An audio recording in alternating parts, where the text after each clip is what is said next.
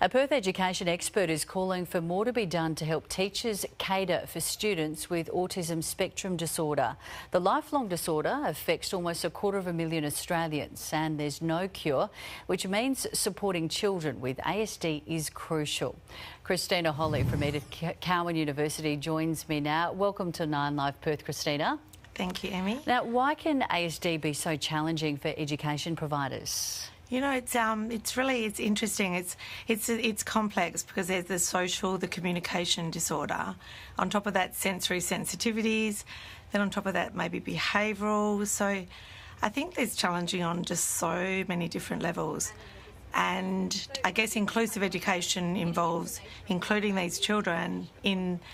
But then we need support as well for teachers. So how well does our current curriculum actually cater for students with ASD in the way it assesses their academic performance?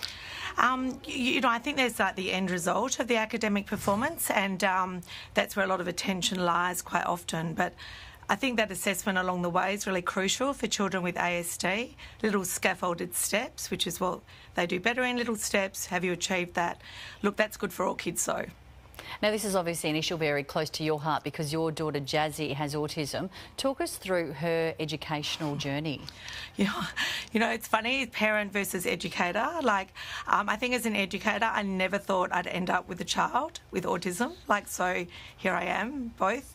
Yeah, Jazzy, we've been very lucky with Jazz. Like, she goes to John 23rd. It's a great school. We've had good catering, good support. So, you know, like we've been lucky in that way. But, it's a hard journey. and so I think now I work at Edith Cowan, I just can see from the teachers we just need to upskill teachers. But this is a toolkit teachers need, like, to help them. Given that you can see both sides of the equation, how important are parents then?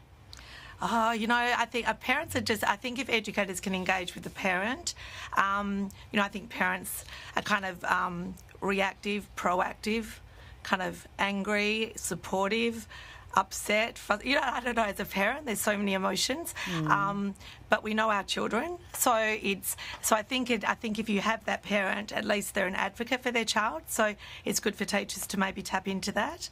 I mean, for me, the school's been great at supporting me with that. So again, privileged, really. So what changes, though, could be made to better cater for these children? You know, I feel like graduates that we have at, say, Edith Cowan, we take them through great strategies to differentiate, adjust teaching. So I feel like our students at Exeter are quite well skilled. I think maybe a little bit of attention needs to go into maybe teachers that need to just get that toolkit so they know how to kind of unpack it. That's our Autism Symposium. Is like one of the stories we're doing, or one of the presentations is about upskilling teachers. Okay, appreciate your insight, Christina Holly. Thanks for your time this afternoon. Pleasure, thank you.